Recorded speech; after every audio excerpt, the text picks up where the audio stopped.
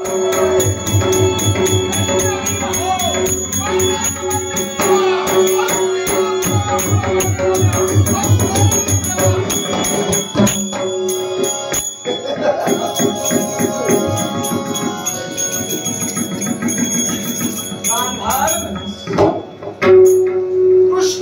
सामनतमस्त होतोय, कल्याण होईल.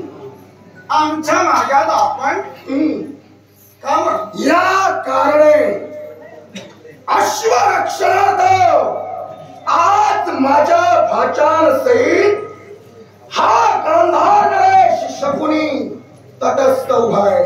प्रत्येकाला स्वाभिमान हा असतो.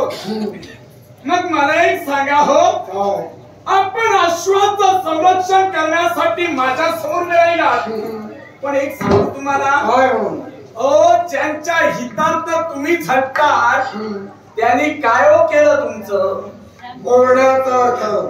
तुम्ही किती जण माझ्या सहित आम्ही 100 बंधू. मग 100 बंधू सहित तुम्हालाही तुमच्या ज्ञाती बांधवांनी काय हो केलं होतं, या गोष्टीची पूर्णपणे कल्पना मला आहे. मग कल्पना जर का पूर्णपणे तुम्हाला होती, जो व्यक्ती तुम्हाला मारण्यासाठी तत्पर होत होता, मग त्यात तुमच्या पाहुण्यांसाठी गाव झटता जातात. यालाही कारण आहे, त्यांनी आमच्या बाबतीत काय केलं याची पूर्ण कल्पना या शकुनीला आहे.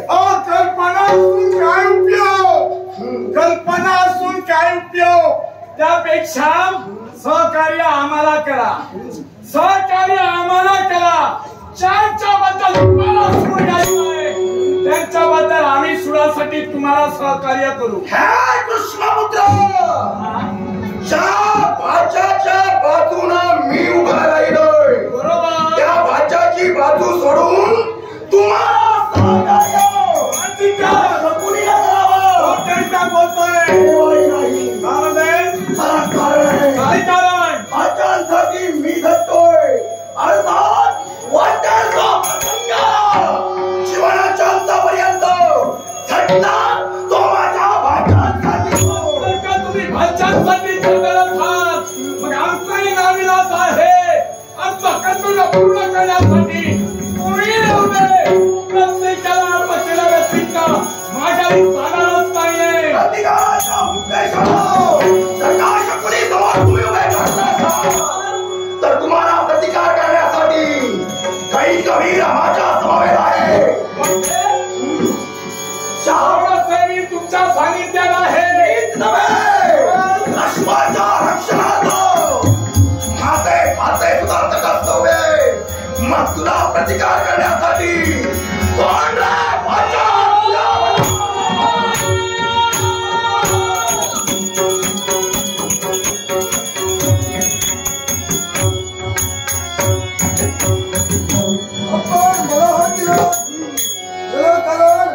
कारण आहे, ज्या अश्वाचं बंधन आम्ही केलं त्याच अश्वाच्या मुक्ततेसाठी कृष्णपुत्र अर्थात त्याला प्रतिकार करणं गरजेचं आहे.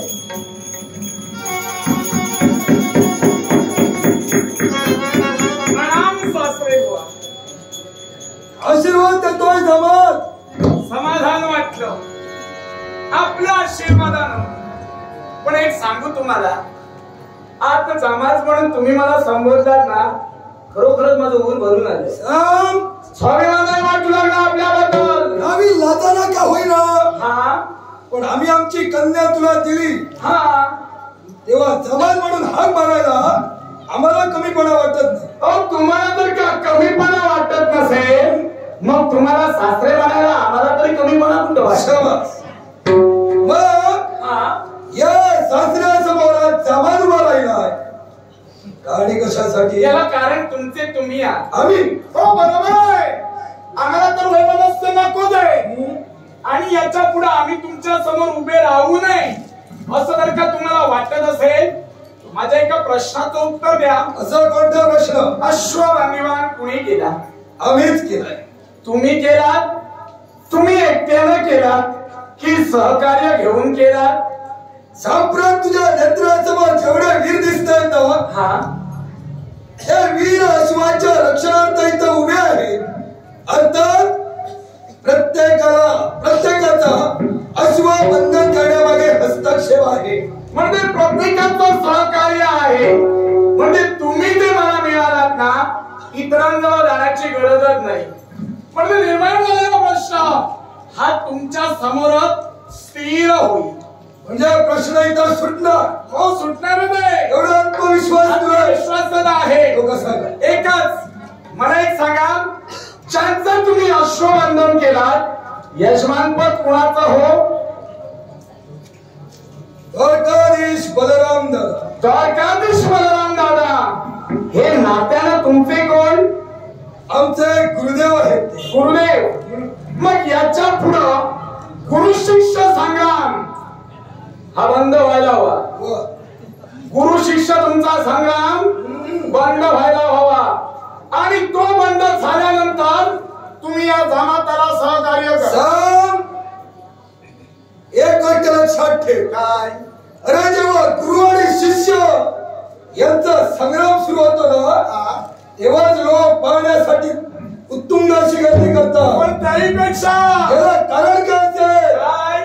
तर ज्या गुरुना शिष्य घडविला तो शिष्य सवाई की गुरु सवाई हे प्रत्येकाला पाहण्याची आतुरता असते. पण प्रत्येक जण पाहतील आणि निघून जातील, पण वैमनस्य मात्र पाहुण्यातच राहील हे जरा विसरू नका. हा गुरु आणि शिष्य बाजूला जातील. तू म्हणतोस वैरत्व पाहुण्यात राहणार आहे. हो, पाहुण्याने पाहुण्यांना सहाय्य करावं हे आम्हालाही कळतं. मग सहकार्य करा. मग मला सांग, काय हो? पाहुण्यांच्या घरी जर का एखादा कार्यक्रम असेल, एखादा शुभ कार्य असेल, तर पाहुण्यांनी पाहुण्याला निमंत्रण द्यायचं असतं. मग तुमचं निमंत्रण का आलं नाही? अश्वमेध जिथं करायचं असतं ना, तिथं कुणाला निमंत्रण दिली जात नसतात. आणि त्यांचे निमंत्रण दिली असती तर तुम्ही आम्हाला सहकार्य केलं असतात. मला सांग, अश्वाच्या मस्तकावर पत्रिका अश्वाच्या मस्तकी पत्रिका वाचून आम्ही अश्वबंधन केलात ना. तू काय म्हणालास? आम्ही जर तुम्हाला निमंत्रण दिलं असतं तर तुम्ही सहकार्य केलं असतं का? मग ऐक, अरे एखाद्या पाहुण्याच्या घरी शुभ कार्याचं निमंत्रण ज्यावेळी पोचतो त्यावेळी तो पाहुणा त्याच्या शुभ कार्यात स्वतः सहभागी होतो. शुभ कार्यात जरूर तुम्ही सहभागी होणार होता. मग अश्वाच्या मस्तकावर असणारी पत्रिका ही वाचल्यानंतर तुम्ही आम्हाला हाती हात देऊ शकला असतात. मला सांग साहेब, बोला. त्या पत्रिकेचा मजकूर काय होता हे तुला ज्ञात आहे? म्हणूनच तुम्हाला विचारतोय ना. मग मी अश्वाची पत्रिकाच्या नाही अश्वबंधन केलात म्हणजे अश्वाच्या मस्तकावर असणारी पत्रिका तुम्ही वाचला. बरोबर वाचलात ना.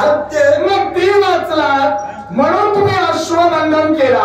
मग जर का तुम्हाला निमंत्रण देऊन हा मजकूर जर का अश्वाच्या मस्तकी आम्ही चढविला असता तुम्ही पत्रिकेची का सहाय्यानं, तर तुम्ही स्वस्त मनानं ते पाहिलं असतात का?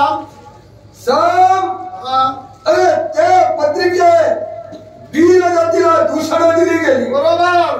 मग एखाद्याला निमंत्रण देत असताना दूषणाला निमंत्रण देतात की मान सन्मानाला निमंत्रण देतात? आणि त्याच कारणासाठी मान सन्मानाला तुम्हाला जर का निमंत्रण द्यायचं असतं ना तर या अश्वमेधात आम्ही दिलंच नसतं. कारण अश्वमेधात मान सन्मानाला निमंत्रण द्यायचं.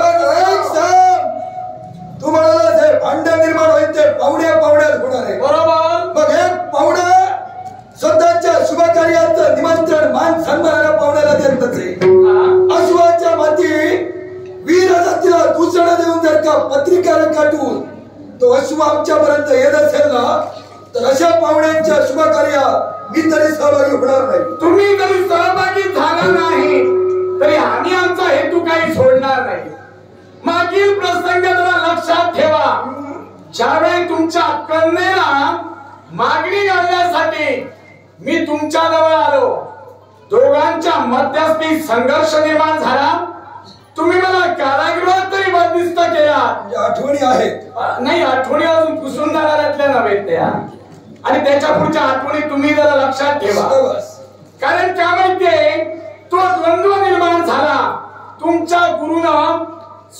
त्या पुतण्याला शोधावा म्हणून तुमच्या राज्यात प्रवेश केला. राज्यात प्रवेश करता क्षणी स्वतःच नांगर मुसळ घेऊन ज्यावेळी तुमच्या राज्यावर धावून आले त्यावेळी कावळ शरण गेला त्यांना. यालाही कारण आहे, हे तुम्ही विसरू नका. आमच्या लक्ष्मणाचं स्वयंवर होत आणि त्याच स्वयंवरात इथं चौर्य कर्म तू करण्याचा प्रयत्न केलास. साऱ्या कौरवीराने तुला पकडलं आणि कैद्यात ठेवलं. योग्यच. पण त्याच वेळी तुझ्या काकाशी गेले आमचे गुरुदेव ज्यांना ही वार्ता समजली ना, नांगर मुसळ घेऊन हस्तिनापुरापर्यंत आले. अरे तेव्हा आम्ही त्याला शरण गेलो. याला एकच कारण, ते आमचे गुरुदेव होते. मग ते त्यावेळी गुरुदेव होते आणि आता अश्वबंधन केला आता गुरुदेव नाही.